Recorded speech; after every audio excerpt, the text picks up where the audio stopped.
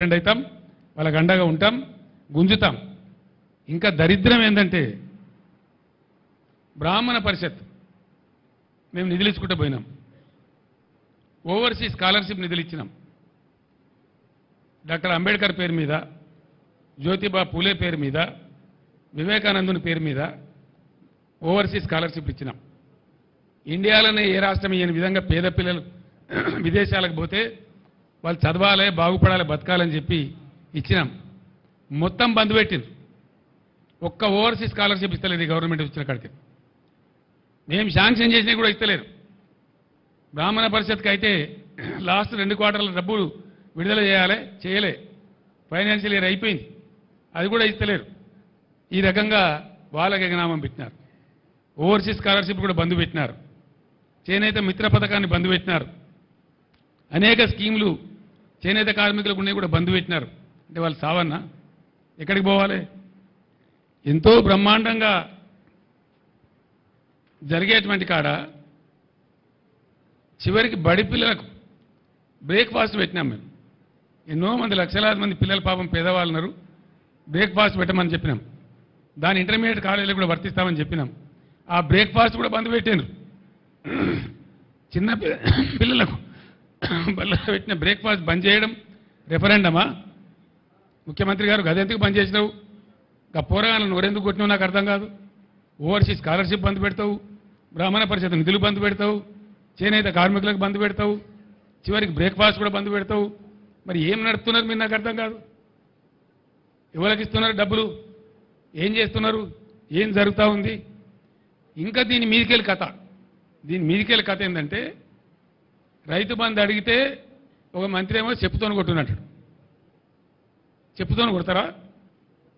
నేను ఇదివరకే చెప్పిన రైతులకు కూడా చెప్పులు ఉంటాయి, బందోబస్తు ఉంటాయి. తిక్క ఉట్టుకొచ్చినాడు వాళ్ళు మరైతే మీ గతి ఏమవుతుందో ఆలోచించుకోండి అని చెప్పిన నేను. సిరిసిల్లలో కార్మికులు చచ్చిపోయే పరిస్థితి ఉందా? ఆత్మహత్యలు మళ్ళీ మొదలయ్యేటట్టునేని అడిగితే ఇంకో కాంగ్రెస్ వాడు అంటాడు, ఏం పోయింది వాళ్ళ నిరోధులు అమ్ముకొని బతుకమన్నది, పాపడాలు అమ్ముకొని బతుకమని అంటాడు. నిరోధులు అమ్ముకొని బతకన్నారా? కుక్కల కొడుకులారా మీరు? మనుషులా మీరు? లక్షలాదిగా ఉండేటువంటి చేనేత కార్మికుల మనోభావాలు దెబ్బతీస్తారా మీరు? మీరు ఇస్తే ఇచ్చిండ్రు, పీక్తే పీకిండ్రు, ఇవ్వకపోతే చేత కాకపోతే ఇవ్వకుండా. కానీ నిరోధులు అమ్ముకొని బతుకుండ్రి, పాపడాలు అమ్ముకొని బతుకున్నట్టు వాళ్ళు మనుషుల్లా కనబడతలేరా? గర్జిస్తారు బిడ్డ.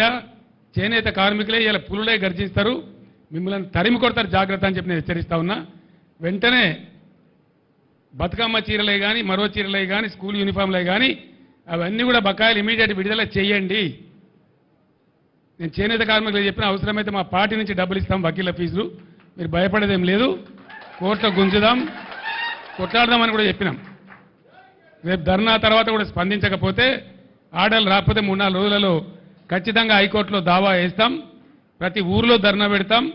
ఎక్కడెక్కడ చేనేత కార్మికులకు బాధలవుతున్నాయో రాష్ట్రం అంతా రణరంగం చేసి మిమ్మల్ని ఫుట్బాల్ ఆడతాం బిడ్డ, ఇడిచిపెట్టాం, జాగ్రత్త.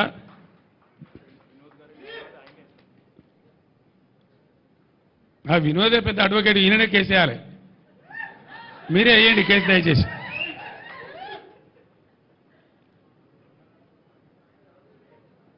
ఇంకేం మాట్లాడతారు? చేనేత కార్మికులంటే మొన్నటిదాకా దొబ్బి తిన్నారట. దొబ్బి తిన్నారా? దొంగనా కొడుకులారా? దొబ్బి తిన్నారా? కష్టం చేసిండ్రు పాపం. గవర్నమెంట్ ఆర్డర్లు ఇస్తే నేసిండ్రు, ప్రజలకు పంపించిండ్రు.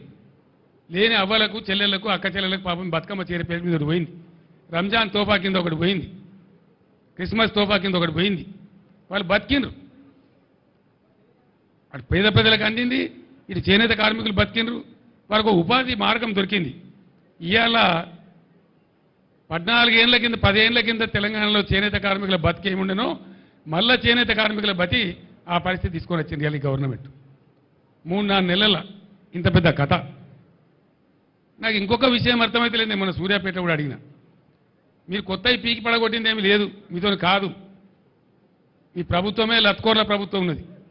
అడ్డమైన మాటలు మాట్లాడి మీరు 1.8% ఓట్లు ఎక్కువ వచ్చి మీరు గెలిచినారు మాకంటే. మేమేం రౌట్ కాలే, ప్రధాన ప్రతిపక్షంగా ఉన్నాం. మాకు 37% ఓట్లు వచ్చినాయి, మీకు 38.9% ఓట్లు వచ్చినాయి, అంతే. 38.8%. జస్ట్ 1.8% ఓట్లు మీకు వచ్చినాయి ఎక్కువ. ఎందువల్ల? మీ లత్కోరు వాగ్దానాల వల్ల. మీ ఉల్టా సీదా వాగ్దానాల వల్ల మీ తులం బంగారాన్ని కొందరు మోసపోయినరు, 10 లక్షలకు బదులు 12 లక్షలు వస్తుందని దళిత బంధు కొందరు మోసపోయినరు, 2000లకు బదులు 4000 పెన్షన్ వస్తుందని కొందరు మోసపోయినరు.